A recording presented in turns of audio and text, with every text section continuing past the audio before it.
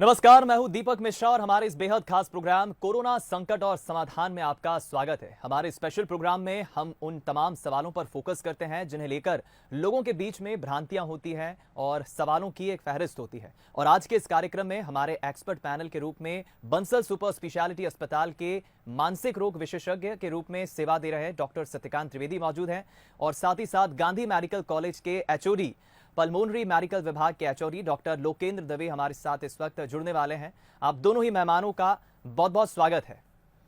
तो हमारे इस स्पेशल कार्यक्रम में आप देख रहे हैं कि हम तमाम उन सवालों को शामिल करते हैं दर्शकों के जो जिज्ञासा और जो भ्रांतियां उनके मन में होती है। तो इस वक्त टेलीविजन स्क्रीन पर जो नंबर्स फ्लैश हो रहे हैं, आप इन नंबर्स पर कॉल करके हमारे दोनों एक्सपर्ट पैनल के डॉक्टर से आप सवाल पूछ सकते हैं। और इस प्रोग्राम की कड़ी को आगे बढ़ाते हुए सीधा मैं डॉक्टर सत्यकांत के पास ही आऊँगा। और सर, मैं आप ही से रिक्वेस्ट करूँगा कि डॉक्टर जो रविंद्र दवे सर हैं उनसे आप ये जानें और तमाम जो अलग अलग भ्रांतियां हैं, जो सवाल हैं, डॉक्टर लोकेंद्र सर बेहतर इसका जवाब दे पाएंगे। जी धन्यवाद दीपक। डॉक्टर लोकेंद्र, मैं आपसे ये जानना चाहता हूँ कि ये कोविड-19 एग्जैक्टली है क्या, और सबसे इम्पोर्टेंट बात जो है, जो मुझे लगता है सारे दर्शक आपसे जानना चाहेंगे कि ये इतनी तेज़ी से क्यों फैल रहा है, और शायद एक विश्व की हो सकता है ये पहली ऐसी समस्या हो जिसमें सारा का सारा विश्व जो है वो लॉकडाउन की तरफ बढ़ रहा है। तो मैं आपसे इसमें आपके एक्सपर्ट ओपिनियन जानना चाहूँगा। देखिए डॉक्टर सत्यकांत, ये जो कोविड की समस्या है इसके बारे में मैं आपको स्टेप बाय स्टेप जो चीज़ें बता रहा हूँ उनको सभी दर्शकों से निवेदन है ध्यान से सुनें ताकि समझ में आए प्रॉब्लम क्या है। कि जो वायरल डिजीज़ेज़ हैं हमें हमेशा परेशान करती रहती हैं, पर कभी नया वायरस कभी अगर आता है एनवायरनमेंट में या हमारे वातावरण में तो हमारा उस वायरस के प्रति कोई इम्यून रिस्पॉन्स नहीं होता है।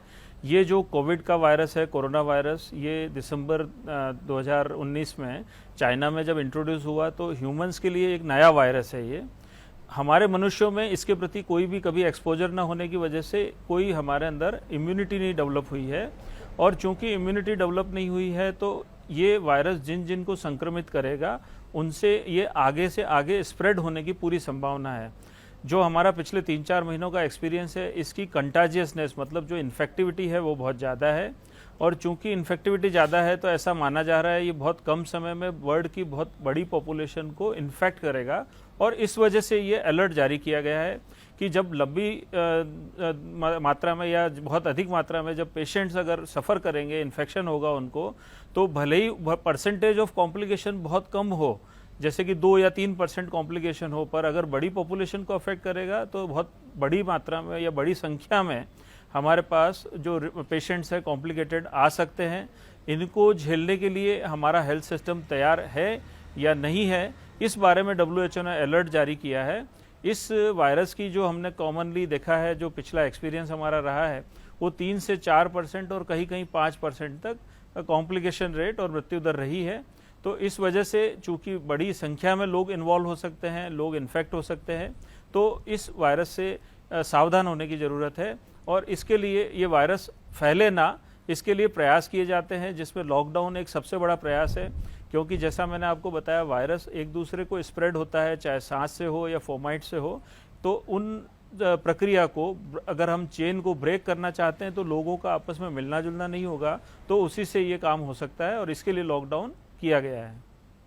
जी, आपने बहुत सरल भाषा में हमें बताया। आपने बात की कॉम्प्लिकेशन की, तो क्या कुछ ऐसा है कि इसकी कुछ स्टेजेस हैं? हर उम्र पर अगर हम देखें तो प्रभाव अलग अलग है। एक ही उम्र पे कोई इफेक्ट उसका दूसरा दिखाई दे रहा है, किसी पे दूसरा दिखाई दे रहा है। तो इसके बारे में भी हम जानना चाहेंगे कि क्या कोई स्टेजेस होती हैं और कैसे ये माइल्ड से सीवियर कैटेगरी में चला जाता है, इसके बारे में भी आप हमें बताएं। देखिए, कॉमनली ऐसा पाया गया है कि जिन लोगों में कोमॉर्बिडिटीज़ या शरीर की जो क्षमता है बीमारी से लड़ने की, वो सामान्यतः अगर कमज़ोर हो, जैसे मरीज जिनको डायबिटीज़ है, ब्लड प्रेशर की बीमारी है, सांस संबंधी बीमारियां हैं, या इवन कई और बीमारियां जैसे कि हार्ट की बीमारी हो, किडनी की बीमारी हो, इन लोगों में बहुतायत से इस जो वायरस का संक्रमण का कॉम्प्लिकेशन देखा जाता है। उसके अलावा 60 ईयर्स एंड अबोव की एज ग्रुप के जो लोग हैं, उम्र के अनुसार उनकी अगर वल्नरेबिलिटी ज़्यादा होती है, उनको भी प्रॉब्लम हो सकती है, तो उनको भी इस वायरस की वजह से कॉम्प्लिकेशन होने की संभावनाएं ज़्यादा मिलती है। जो हमने अभी तक एक्सपीरियंस लिया है या जो लिटरेचर पढ़ रहे हैं, प्लस मध्य प्रदेश में भी हमारे पास काफ़ी सारे अभी पेशेंट्स हैं, इन बीमारियों के अलावा यंगर पॉपुलेशन के अंदर इन्फेक्शंस काफ़ी देखने को मिला है। यंगर पॉपुलेशन के अंदर दो प्रॉब्लम हो सकती है। अगर वायरल लोड ज़्यादा हो तो उनमें भी कॉम्प्लिकेशन हो सकते हैं, जैसा कि हमने इंदौर में देखा, कुछ यंग लोगों की डेथ भी हुई है उस वजह से। वायरल लोड ज़्यादा होने की वजह से शरीर के अंदर उस वायरस का घातक प्रभाव होता है तेज़ी से, और उस वजह से बहुत तेज़ी से वो जो यंग व्यक्ति है उसमें भी कॉम्प्लिकेशन हमने देखे हैं। तो दूसरी चीज़ जो है, यंग लोग जो हैं वो बाहर ज़्यादा अगर घूमते फिरते हैं, उनका शरीर तो वो चीज़ को झेल जाता है, वायरस के इन्फेक्शन को, लेकिन ये लोग अपने घर में आके अपने बड़े बुजुर्गों को, अपने घर की महिलाओं को या अपने घर के बच्चों को इन्फेक्शन दे सकते हैं।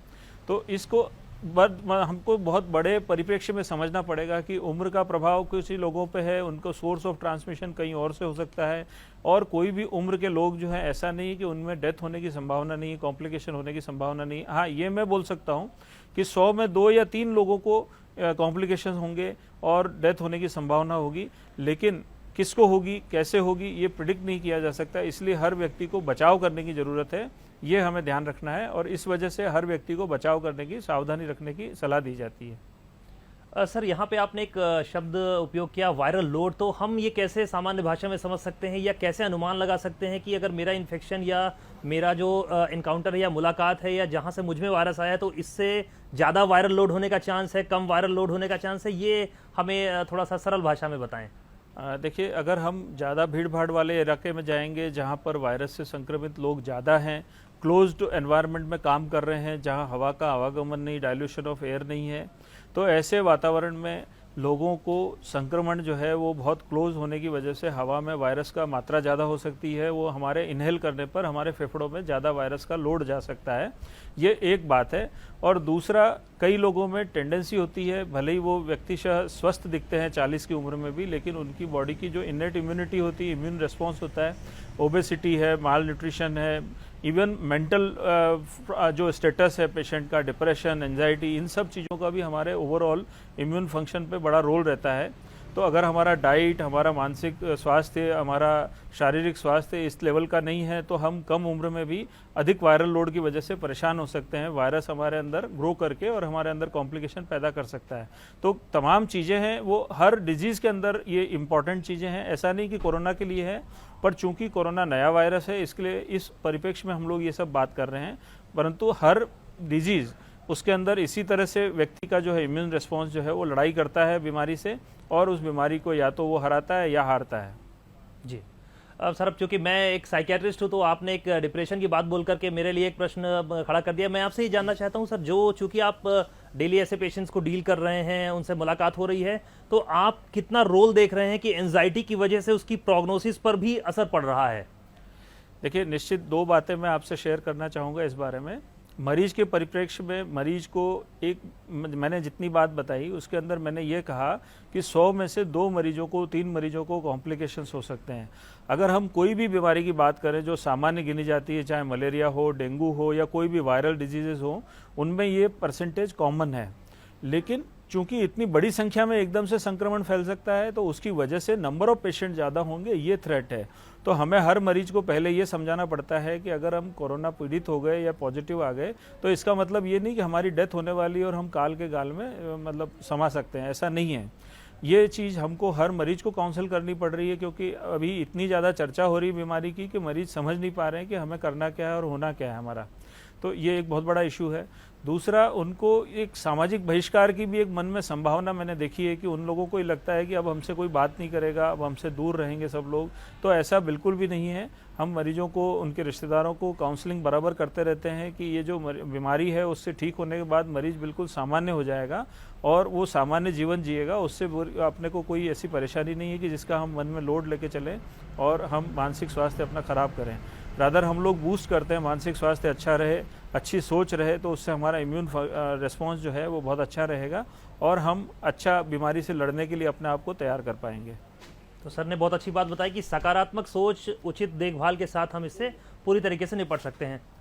बहरहाल सर, यहाँ पे मेरा एक और प्रश्न है आपसे कि विश्व स्वास्थ्य संगठन इसके बारे में क्या आइडिया लगा रहा है? आप लोगों का क्या अनुमान है कि ये किस स्टेज में जा सकता है? आगे हमें क्या क्या देखने को मिल सकता है? क्योंकि ये वायरस नया है, आप लोगों के लिए भी अभी ये शोध का विषय है, लेकिन क्या अनुमान आपको लग रहा है कि आगे हम अगले 3, 5, 6 महीने में आगे क्या देख सकते हैं और कब तक ये हमें इस तरीके से सोशल डिस्टेंसिंग या रूल्स को फॉलो करना होगा। हालांकि एक बहुत अच्छी बात भी है, बहुत अच्छा मैसेज दे के जाएगा, ओवरऑल हमारा जो रहन सहन का तरीका है उसमें बदलाव आएगा। लेकिन आप एज ए स्पेशलिस्ट क्या देख रहे हैं इसके फ्यूचर को लेकर के? देखिए, इसमें दो चीज़ें मैं आपको बात करना चाहूँगा। अगर हम प्रिडिक्शन की बात करें तो ये बहुत क्लियर है, कोई भी जो हमारा वायरस है वो हम सामान्य तब मान लेते हैं जब लगभग 60% हमारी जो पॉपुलेशन है उसमें ये इम्यूनिटी पैदा हो जाए वायरस से। इम्यूनिटी जनरली हम इन्फेक्शन से पैदा कर सकते हैं या हम संक्रमण के बाद या अलावा वैक्सीन से पैदा कर सकते हैं। तो दो तरीके हैं, या तो वैक्सीन आएगा तब देखा जाएगा, या अभी इन्फेक्शन लोगों को हल्की मात्रा में होकर जब निकलेगा और करीब करीब 60% हमारी पॉपुलेशन इन्फेक्शन से ग्रस्त हो चुकी होगी और ठीक हो चुकी होगी, तब लगभग ये वायरस हम मान लेंगे कि हमारी अब कम्युनिटी के अंदर या मानव समाज के लिए ये वायरस अब घातक नहीं है, इस तरह का कहा जाएगा। तो ये समय जो है इसमें लग सकता है 2-4 महीने भी, या लग सकता है 2-4 साल भी। जितना धीरे धीरे ये फैलेगा वायरस, उतना हम लोग इसके लोड और कॉम्प्लिकेशन को झेलने लायक होंगे। तो इसके लिए सोशल डिस्टेंसिंग, हैंड वॉश, कॉफ हाइजीन, ये सब चीज़ें लगातार करते रहने की ज़रूरत है।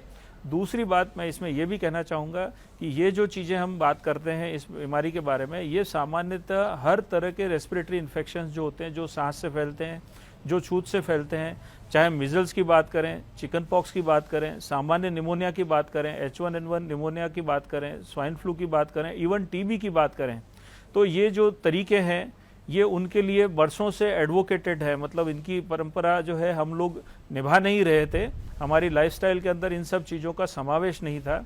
तो ये सारे इंस्ट्रक्शंस कोरोना के लिए नहीं दिए जाते हैं, ये सामान्य अच्छी हेल्दी लाइफस्टाइल है। हाथ का धोना, हाथ का सफाई होना, लोगों से संपर्क कम से कम होना, सोशल डिस्टेंसिंग रखना, इन सब चीज़ों, प्लस खांसते छींकते समय मुंह पे कपड़ा रखना, ये अच्छी आदतें हैं जिनका हम निर्वाह करेंगे तो न सिर्फ कोरोना बल्कि अन्य जो वायरस इन्फेक्शन है उनसे भी हमारा हमेशा बचाव होता है। और ये अच्छी हेल्दी लाइफस्टाइल हैबिट्स हैं। मुझे लगता है चूंकि हम एजुकेशन के दौर में और सोशल मीडिया से सभी चीज़ों से इस चीज़ का जागरण ज़्यादा हुआ है लोगों में कि क्या क्या सावधानियां रखनी चाहिए, तो इनका हम अगर हमेशा अनुपालन करें तो भी हमारे लिए एक अच्छी चीज़ है। सर, एक बड़ा कॉमन प्रश्न है, मुझे लगता है कि ये हमारे दर्शकों की बहुत सारी एंजाइटी को कम कर सकता है। जैसे मुझे छींक आई और मुझे ऐसा लगा कि कहीं मुझे कोरोना तो नहीं हो गया, तो एक कॉमन फ्लू में या एलर्जी में या कोरोना के लक्षणों में हम डिफरेंशिएट कैसे कर सकते हैं? आम जो दर्शक हैं वो कैसे इस चीज़ को समझे कि हम इन तीनों को डिफरेंशिएट कर सकते हैं? घबराने की ज़रूरत नहीं है कि ये कोरोना नहीं है। देखिए, कोई भी वायरल इन्फेक्शन हो जिसमें कोरोना भी शामिल है, अगर इन्फेक्शन होता है किसी व्यक्ति को तो सामान्यतः हम लोग देखते हैं उसको बुखार आने लगता है। बुखार की ग्रेड धीरे धीरे बढ़ती जाती है, गले में खराश, सर्दी खांसी, सांस में दिक्कत आदि होने लगती है। तो ये जो समस्याएं हैं, उनके अलावा बॉडी एक, शरीर बदन दर्द होना और सर दर्द होना, किसी को भूख नहीं लगना, ये जो समस्याएं हैं आम तौर पर हम वायरल इन्फेक्शंस में देखते हैं। कोरोना में भी यही लक्षण हमने सामान्यतः मरीजों में देखे हैं। कई मरीज एसिम्प्टोमेटिक भी हमने देखे हैं, जो कॉन्टैक्ट केस हैं उनमें शरीर की इम्यूनिटी इतनी अच्छी होती है कि वो लोग कांटेक्ट आने के बाद भी उनको बीमारी नहीं होती, लेकिन वो इन्फेक्शन स्प्रेड का काम कर सकते हैं। इसलिए आज के समय में हम उनको आइसोलेट कर रहे हैं, उनको हम भर्ती कर रहे हैं, उनका हम ट्रीटमेंट भी करने की कोशिश कर रहे हैं ताकि उनका वायरल लोड कम किया जा सके, उनकी इन्फेक्शन की संभावना फैलाने की जो है उसको कंट्रोल किया जा सके। तो वायरल डिजीज़ होना, उसके लक्षण जो है सामान्यतः इस तरह के होते हैं। आप जो दूसरी बात कर रहे हैं एलर्जी की या और कोई फ्लू की, तो जो फ्लू है या जो अन्य बीमारियां हैं उनमें लक्षण और कोरोना के लक्षणों में फ़र्क करना मुश्किल है। इससे अच्छा होगा अगर सर्दी खांसी बुखार से कोई पीड़ित है तो वो अपना डॉक्टर से परीक्षण करे। बहुत क्लासिकल लक्षण के आधार पे हम डायरेक्टली आम जन ये नहीं पहचान पाता है कि हम किस तरह की प्रॉब्लम से पीड़ित हैं, और ये अनुमान लगाना आम जन के लिए कठिन है, इसलिए डॉक्टर को मिलना ज़रूरी है। एलर्जी के जो पेशेंट हैं उनको सामान्यतः जो छींकें आती है उनमें नाक गले में खुजली होना और नाक बहना और अचानक से सिम्टम आना और थोड़ी देर बाद अचानक से ठीक हो जाना, ये जो सिम्टम्स है ये जनरली हम लोग देखते हैं एलर्जिक जुकाम वगैरह के मरीजों को होता है, एलर्जिक कॉफ वाले मरीजों को होता है। पर मैं अलर्ट ये करना चाहूँगा कि जो हमने अभी तक देखा है, बुखार यदि किसी व्यक्ति को आ रहा है तो उसे सामान्य न ले। बुखार के साथ सर्दी खांसी अगर है किसी को तो वो तुरंत अपनी जाँच कराए। जांच करने के लिए जो केंद्र है जहां पर इसकी जांच की जाती है कोरोना की, वहां आपको उचित परामर्श दिया जाएगा। अगर ज़रूरत है तो कोरोना का टेस्ट भी किया जाएगा, और आपको अगर पॉजिटिव आता है टेस्ट तो भी घबराने की आवश्यकता नहीं है। Get isolated, get treatment. अगर टाइमली व्यक्ति को ट्रीटमेंट मिलेगा तो उसके अंदर कॉम्प्लिकेशंस भी नहीं होंगे, या कॉम्प्लिकेशन होंगे तो उनका उचित इलाज किया जाएगा ताकि व्यक्ति आगे परेशान न हो। कहा आपने। और यहाँ पर हमारे साथ एक कॉलर जुड़ गए इस वक्त जो सवाल पूछना चाहते हैं, छत्तीसगढ़ के भाटापारा से संतोष कुमार साहू जी। जी संतोष जी, अपना सवाल पूछिए। हेलो जी, अपना सवाल पूछिए। सर, ये कोरोना वायरस के इलाज के लिए जो वैक्सीन तैयार की जा रही है, उसमें कब तक ये वैक्सीन तैयार हो जाएगा, और ये प्लाज्मा सिस्टम से जो इलाज करने की बात कर रहे हैं वो क्या है सर? ये प्लाज्मा क्या होता है? जी ओके, आपने 2 सवाल पूछे हैं, दोनों इम्यूनिटी से रिलेटेड हैं। वैक्सीन का जहाँ तक सवाल है, कोरोना के वायरस का जो आरएनए स्ट्रक्चर है उसके ऊपर स्टडी चल रही है। उसके बाद उसको वैक्सीन के रूप में कन्वर्ट किया जाएगा, एंटीजन जो है उसका तैयार करके, और वैक्सीनेशन के फॉर्मूले के रूप में तैयार किया जाएगा। फिर उसके अलग अलग स्टेज के परीक्षण हैं, और परीक्षण के बाद वो ह्यूमन ट्रायल के रूप में आएगा और फिर उसका अप्रूवल होगा। तो ये बहुत टाइम कंज्यूमिंग प्रोसेस है। ऐसा माना जा रहा है करीब करीब 1 साल से 1.5 साल इस प्रोसेस में लगेगा, और वो सामान्य प्रक्रिया है, उसमें जल्दबाजी करने से भी कुछ हासिल नहीं होगा। इसका जो तरीका है वो यही है, इसलिए इसमें हमें पेशेंस रखना पड़ेगा। और दूसरी जो आपने बात कही ट्रीटमेंट पद्धति की, तो बहुत सारे ट्रीटमेंट हैं जो डिपेंड करता है, बहुत सारी जो दवाइयाँ अनुसंधान की जा रही है। अभी कोई कंफर्म दवाइयाँ उपलब्ध नहीं है, लेकिन ये जो प्लाज्मा थेरेपी है उसमें ऐसा है कि जो व्यक्ति कोरोना से ठीक हो जाएंगे उनका रिक्वेस्ट करके ब्लड डोनेट किया जाएगा, और उस ब्लड के अंदर इम्यूनिटी के लिए जो हमारे तत्व होता है एंटीबॉडी, वो मौजूद होगा उस मरीज में, क्योंकि वो ऑलरेडी उस इन्फेक्शन से निकल के आया है। तो वो जो एंटीबॉडी है, इनका प्लाज्मा का ट्रांसफ्यूजन अगर हम किसी गंभीर सीरियस मरीज में करेंगे तो वो एंटीबॉडी जो है वायरस से लड़ेगी, और वायरस से लड़के उस मरीज के रोग प्रतिरोधी क्षमता को थोड़ा बढ़ावा देगी। इस थ्योरी पे प्लाज्मा थेरेपी को ट्रायल किया जा रहा है, अभी प्रूवन नहीं है, लेकिन जहाँ ये यूज़ की गई है वहाँ पे अच्छे रिजल्ट मिले, इसलिए इसका ट्रायल किया जा रहा है। और अभी आम जन को प्लाज्मा थेरेपी के बारे में सोचने की ज़्यादा ज़रूरत नहीं है। जैसे जैसे एविडेंस मिलेंगे डॉक्टर्स इसका उपयोग करेंगे, और जहाँ ज़रूरत है उसका उपयोग करेंगे, उसकी क्लियर गाइडलाइंस हैं। तो इसलिए मैं आपसे सबसे ये अपील करूँगा कि ट्रीटमेंट के बारे में जानकारी ज़रूर रखें, लेकिन बहुत ज़्यादा इससे खुश होने की ज़रूरत नहीं है। अभी ये सब ट्रायल के अंदर चल रहा है। चलिए, बहुत ही उपयोगी जानकारी आपने दी है डॉक्टर लोकेंद्र। एक और कॉलर हमारे साथ इस वक्त जुड़ गए, इंदौर से अनुराग जैन। अनुराग, अपना सवाल पूछिए। सर नमस्कार, अनुराग जैन इंदौर से। सर जानना ये चाह रहा था कि आप बता रहे हैं कि सर्दी खांसी होती है और बुखार होता है, तो इसमें सभी की फ्रीक्वेंसी क्या? जैसे छींक आ रही है तो दिन में कितनी छींक, या बुखार है तो कितने टेम्परेचर बुखार? देखिए, जो हमने आमतौर पर अभी जो पेशेंट्स देखे हैं उनमें सामान्य कंप्लेंट है सर्दी, खांसी, बुखार, नाक बंद होना, गले में दर्द होना, गले में खिंचाव होना, और नाक से स्मेल का या मुंह से टेस्ट चला जाना। ये कुछ कंप्लेंट्स हैं जो सामान्य रूप से हमारे मरीज कंप्लेंट कर रहे हैं। अगर वो लंबे समय तक केयर ना करें तो फिर धीरे धीरे उनको सांस लेने में दिक्कत आने लगती है और ये समस्या होने लगती है। तो कॉम्बिनेशन ऑफ सिम्टम्स को हम एसेस करते हैं, इसीलिए मैंने आपसे ये निवेदन किया कि कोई भी चीज़ को बहुत अनस्पेसिफाइड वे में मैं नहीं बोलना चाहता जिससे आमजन गुमराह हो। और अगर किसी व्यक्ति को कोई भी शंका है, अपने सिम्टम से रिलेटेड कोई भी आशंका है, तो आपके जो निकटस्थ डॉक्टर हैं उनसे आप सलाह लेंगे तो आपको बेहतर जो जानकारी देंगे लोग, डॉक्टर्स जो हैं, कि आपको किसी संक्रमण की संभावना है या एलर्जी की संभावना है। अगर संक्रमण है तो इसमें कोरोना टेस्ट की ज़रूरत है या नहीं है।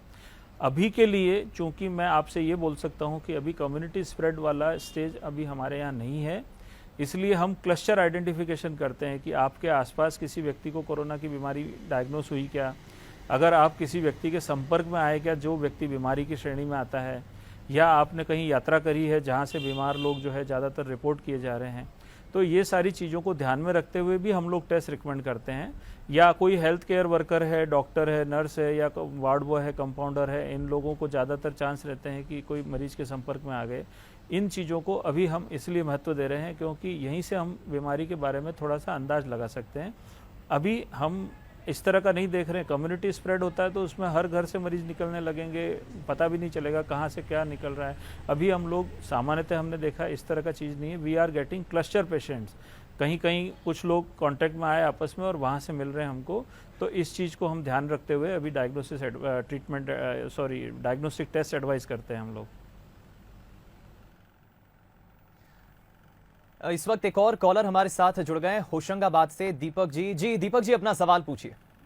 सर आप बताइए, मेरे बच्चों को सर्दी हो रही है और धीरे धीरे सभी बच्चों को हो गई है घर में, और प्राइवेट डॉक्टर को मैंने सभी को कॉल किया, कोई नहीं देख रहे हैं, सब डर गए हैं। जबकि सरकारी नौकरी सरकारी डॉक्टर इतनी मेहनत कर रहे हैं, सब देख रहे हैं, तो प्राइवेट डॉक्टर क्यों नहीं देख पा रहे हैं? क्या डरे हुए हैं क्या वो कोरोना के कारण? हम क्या करें, कहाँ जाएं, आप बताइए।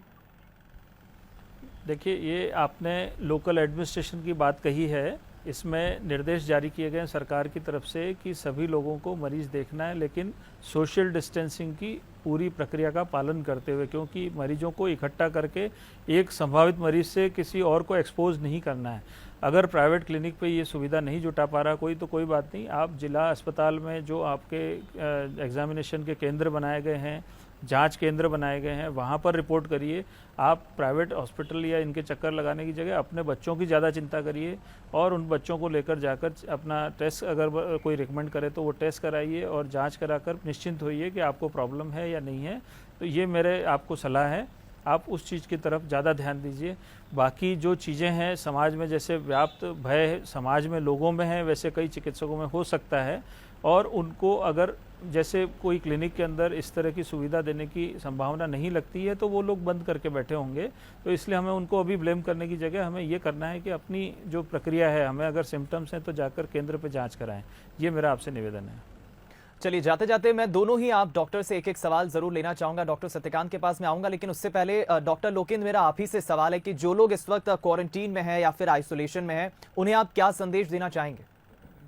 क्वारंटीन में आपको इसलिए रखा गया है कि खुदा न खास्ता आपके पास अगर इन्फेक्शन है तो वो दूसरे लोगों को ना फैले, तो दिए गए निर्देशों का पालन करें। क्वारंटीन में आप स्वस्थ हैं इसलिए रखा गया है, अगर आप बीमार होते तो आपको अस्पताल में ले जाकर इलाज किया जाता।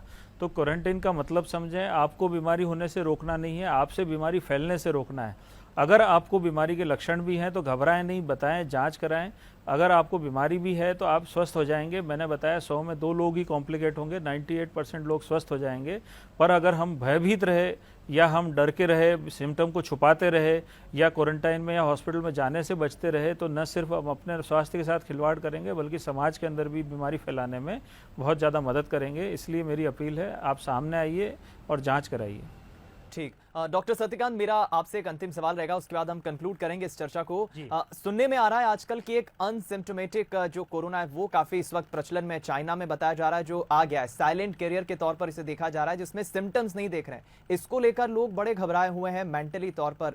कैसे देखते हैं आप इसे, और लोगों को क्या सजेस्ट करेंगे कि कितना इससे डरने की जरूरत है? देखिए, जैसा कि सर ने पहले बताया कि इम्यूनिटी के ऊपर डिपेंड करता है कि उस सिम्टम के मैनिफेस्टेशन कैसे होते हैं। एसिम्प्टोमेटिक कैरियर का सीधा सीधा ये मतलब है कि हमें वायरस का संक्रमण हुआ लेकिन हमारे उसमें लक्षण नहीं आए, क्योंकि हमारी इम्यूनिटी ऐसी मजबूत है या उसने उसे हैंडल कर लिया। वो मैं भी हो सकता हूँ, हो सकता है मुझे कोरोना हुआ और मैं एसिम्प्टोमेटिक रह गया हूँ, वो कोई भी हो सकता है। तो महत्वपूर्ण बात यह है कि कोई भी, जैसा कि सर ने बताया कि शुरुआती कोई भी लक्षण आए तो खुद से डायग्नोज करने से बचें। बेटर है कि आप अपने स्पेशलिस्ट से राय ले लें, उनकी निगरानी में चीजें जो लक्षण घटेंगे बढ़ेंगे उसके हिसाब से हम आइडिया लगा पाएंगे कि क्या कैसे होना है। आपको सिर्फ सोशल डिस्टेंसिंग फॉलो करनी है, हाइजीन को फॉलो करना है। आप अननेसेसरी गूगल से या किसी भी कोई भी जो सनसनीखेज खबरें हैं उनको पढ़ करके उसमें दिमाग बिल्कुल मत लगाइए। अपने आप को स्पेशलिस्ट को सौंप दीजिए, उसको डिसाइड करने दीजिए क्या कैसे करना है। और ये कठिन शब्दावली में आप बिल्कुल मत फंसिए। सिम्प्टोमेटिक कैरियर, क्वारंटीन, आइसोलेशन, ये आपका काम बिल्कुल नहीं है। इसलिए घबराइए नहीं, धीरज रखिए और अपने डॉक्टर से सलाह लीजिए। चलिए, बहुत अच्छी बात आपने कही है डॉक्टर सत्यकांत की, घबराने की जरूरत नहीं है और सोशल मीडिया में हम अलर्ट रहें, ऐसी अफवाहों से दूर रहें। डॉक्टर लोकेंद्र, आप हमारे इस कार्यक्रम में चर्चा में पधारे और समय दिया, उसके लिए बहुत बहुत शुक्रिया आपका। और डॉक्टर सत्यकांत, आपका भी बहुत बहुत शुक्रिया चर्चा में शामिल होने के लिए। तो इसी के साथ हम उम्मीद करते हैं कि तमाम वो सवाल और जवाबों को हम इस प्रोग्राम में शामिल करने की कोशिश करते हैं। कोरोना पर संकट और समाधान की तमाम भ्रांतियां आप दूर करिए और ऐसे नेगेटिव थॉट्स, सोशल मीडिया से, फेक न्यूज से और अफवाहों से दूर रहिए। और हर खबर की प्रामाणिकता से जानने के लिए, जुड़े रहने के लिए, देश प्रदेश की खबरों को जानने के लिए आप देखते रहिए बंसल न्यूज। दीजिए इजाजत, नमस्कार।